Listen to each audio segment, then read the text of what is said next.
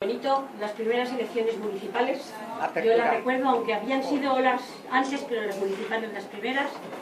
Para España una época bonita, muy esperanzadora.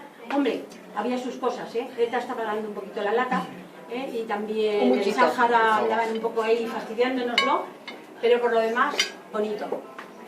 El mundo ahí estaba, os digo algún recuerdo del mundo.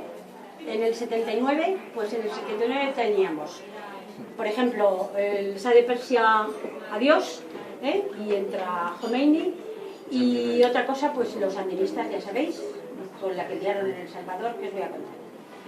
Pero había otras cosas divertidas. ¿Quién no recuerda de vosotros, por ejemplo, una película que es de culto? Bueno, para mí es de culto, que es La vida de Brian.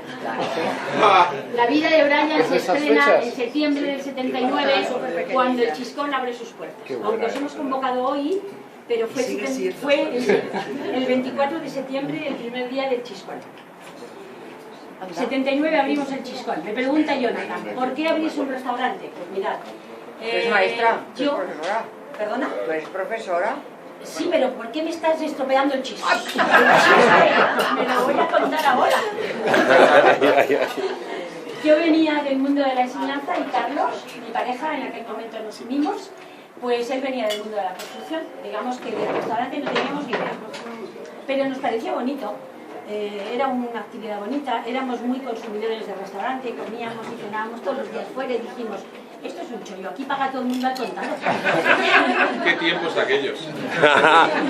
¿Qué tiempos? Aquí no había deudas, era fantástico. Tan ingenuos fuimos, que os voy a contar una cosa que tú, que te veo ahí con el ordenador, out of the record, por favor. Fijaros cómo seríamos de ingenuos, que fuimos a un banco donde abrimos la cuenta y dijimos, bueno, y la recaudación al final del día, ¿ustedes cómo hacen? Y dijeron, no se preocupen, le mandamos un coche de estos blindado a recoger la recaudación. Y el director del banco diría, pobrecillos pardillos. Pero nosotros en aquel momento nos lo creímos. Claro está que eso, ya saben, que en un bolsillo pues fue más que suficiente durante mucho tiempo. Pero bueno, fuimos a contratar el furgón blindado y todo. No es anécdota, es realidad, lo que se explica dentro del fútbol. Un poquito ridículo, pero bueno, ahí queda. En el 79 fundamos el Chiscón. En estos años hemos hecho más cosas. Hemos hecho otros restaurantes. Aquí veo una cara estupenda que es Ana Lorente. Con ella, como socio, tuvimos un restaurante que se llamó El Huevo de Colón. Descubrimos cosas. Fuimos los primeros que hicimos huevos. El Huevo de Colón se llamó. En Santa Engracia. Donde está el carnet de identidad, enfrente lo tuvimos unos años y bien. Bueno, hemos tenido otros hijos. Hemos tenido el Niño, el Chiscón de Santa Engracia, buenos. Pero este ha sido nuestro hijo preferido. Este ha sido el niño mimado, ese que maleducamos los padres. Yo creo que lo hemos maleducado, pero en fin, eso sería para otra reunión. ¿Me permitís? Bonito, hemos hecho muchas cosas en el Chiscón, muchas, los que nos conocen lo saben. Hemos intentado, naturalmente, dar de comer, que es nuestro oficio, y hemos intentado hacer muchas cosas. Hemos hecho de entrada un libro todos los años. Luis, que te veáis de pie, aquí tienes tu silla.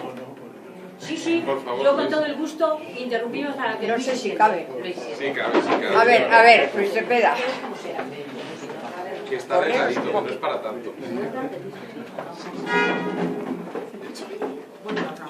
Muy bien. Este inciso, disculpad, os decía que hemos hecho cosas, entre otras hacer un libro todos los años, que este año no se ha podido hacer. Y no miro a nadie. La cosa del patrocinio está muerto. Cuando llamo para llorar, me lloran a mí y me dicen lo mal que está todo.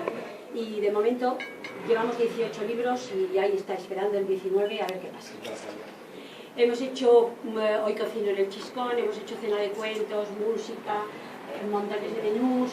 Ahora para el día 31, que es la víspera del Halloween, hemos hecho una noche, para no llamarlo esta cosa, ¿no? Pues lo hemos llamado cena de terror. Cómete el miedo, ¿no? Terror en el plató y en el plato.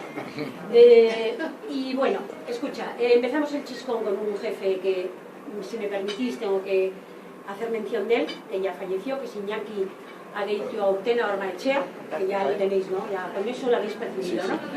El Chiscón empieza con una seña naturalmente muy vasca y su bacalao al pil pil, que era los miércoles, pues se sigue manteniendo en el Chiscón hasta hoy. De los que lo hayan probado, el bacalao de Iñaki era extraordinario, ahora es igual de rico, pero el bacalao ya no es el mismo, ¿verdad, Miguel? Claro, no, hemos vuelto a la tradición, ¿eh? Ahora que Miguel os lo cuente, que la cosa culinaria yo estoy un poco más perdida. Después tuvimos a Antonio Magrano, que está en esa foto que os he puesto allí, de la época, y Antonio estuvo con nosotros pues nada más que 27 años. De acuerdo. Un interín con Gonzalo de Salas, un chico moderno, estupendo, que venía de Estados Unidos, con unas ideas estupendas, que sabía hacer una cocina muy rica. Bueno, el cocido no sabía hacerlo, pero otras cosas sí que las hacía a la manera. No se hace. Pero que le dio un sello al Chiscón de una cierta modernidad simpática, y ahora mismo está con nosotros Miguel. ¿Qué os voy a decir de Miguel? Miguel López Castañé pues es un maestro de la cocina. Yo creo que los que lo conocen saben su trayectoria y bueno, no tengo nada más que decir, que se lo cuente él. Es decir, él que es del diccionario, Chiscón significa tabuco, chiribitil, habitación pequeñita, y es El Chiscón del portero. el Chiscón Se debajo llamaba. de la escalera. Sí, señor. El Chiscón del portero. El Chiscón, sí, señor. Debajo de la escalera, esas casas francesas estupendas con ventanita para ver quién sube y quién baja. Ese cubículo, eso es un Chiscón. Era muy pequeño cuando empezamos, era una carbonería chiquitita, y luego la ambición, que no tiene límites, nos hizo quedarnos en este piso. Pero vamos, de momento empezamos en una cosa muy pequeñita. Fue vaquería también. Antes de ser carbonería fue una vaquería, pero yo creo que eso es un poco de leyenda, ¿eh? Y llevaban las vacas a pastar al retiro. Bueno, ahí lo dejo. Daros las gracias a todos, en particular a Jonathan y a Rocío, que os han llamado, han insistido, han persistido. No ha hecho mucha falta la No ha hecho insistencia. mucha falta. Tú di que sí, que se va a hacer el suelo. Ah, sí, sí. Sí, oye, a mí me han llamado 10 veces, ¿eh? Que si no... Está bien. Miguel, yo creo que os cuente lo que vais a comer y yo que sé, aunque estáis apretados, espero que merezca la pena. Sí, por supuesto. Muchas gracias. En el 79, que es una época que hasta culinariamente florecen muchísimas cosas, muchísimas ideas y vienen muchas cosas de fuera. Vais a empezar con una ensalada que antiguamente se llamaba la flor de salmón marinado, y el salmón marinado en esa época era como lo más exquisito que se podía llegar a comer. Era increíble. Nada más, sí. Los que nos especializamos en hacer salmones marinados hasta nos sonreían en la calle, los que sabían que lo hacíamos, y la verdad es que es la recuperación de un muy viejo plato. Luego hay otro gran viejo plato que vais a comer también después, que es el pisto, un pisto de conejo. Ahora mismo el conejo ya casi no le llama la atención a nadie. En esa época hay que recordar que los domingos o sábados, sobre todo domingos, por una vez en la resaca, todos menos yo, porque yo siempre he sido muy serio y nunca he bebido, nos íbamos a comer a 40, 100 kilómetros de Madrid conejos al ajillo. Era increíble, nos íbamos a campos inmundos, que era increíble, llegar hasta allí era maravilloso, porque llegaba hasta la fuego a la izquierda, 6-7 a la derecha, todo, de repente decías, hemos ido. Y sería conejo al ajillo. Y aparte de conejo al ajillo, pues depende, te pueden servir una ensalada de tomate o algo más, porque lo único que hacían era conejo al ajillo. Y en esa época era como uno de los grandes platos de la recuperación de la gran cocina del día a día que se hacía en España. Y en esa época pues hay muchísima gente de vosotros que ya empezó a reivindicar esa cocina y nosotros pues intentar plasmarla. Y eran el famoso pisto con conejo, que era una especie de las grandes delicatessen, ¿no? Que se hacían en la época, porque era el pisto con huevo, que ya era una delicatessen, pero ya el conejo ya era terriblemente maravilloso. Luego saltamos una caldereta, una recuperación de uno de los grandes viejos platos de pescadores. En este caso lo vamos a hacer no solamente de lubina, sino que hemos puesto también un poquito de rape, para que veáis los contrastes de cosas. Y es la recuperación de uno de los grandes platos que se hacían antiguamente a nivel de pescadores, que en esos años saltó de hacerlo en los puertos, en los sitios que se hacían de bares de tascas, de puertos, saltó a los grandes restaurantes como la gran maravilla que se hacía. Luego saltamos a un viejo clásico que también en la época, como decía antes, de que los cocineros en la época primero tienen que saber guisar y luego ya pensaban, o no, que no se exige, y no se exigía y se sigue sin exigir que pensemos, si no muchos no estaríamos. Y entonces el tema que hacemos es un jarrete a la cerveza, que eso lo trajo un gran alemán aquí a Madrid, y bueno, dos alemanes, pues fue Edelweiss y los de Fass, y empezaron a hacerlo, y hacíamos peregrinación los domingos también, porque iba de equilibrado, entonces íbamos ahí a peregrinar para comernos esa novedad tan rara, esa cosa tan extraña que era guisar con cerveza en vez de guisar con vino, o con vinagres, o con aguas, o con caldos. Y la verdad que es una de las grandes cosas de allí. Y luego os haremos un pequeño surtido. Y para empezar, os vamos a sacar una pequeña fruslería, que es una patanisca, que es una especie de buñuelo que hacemos, pero de setas.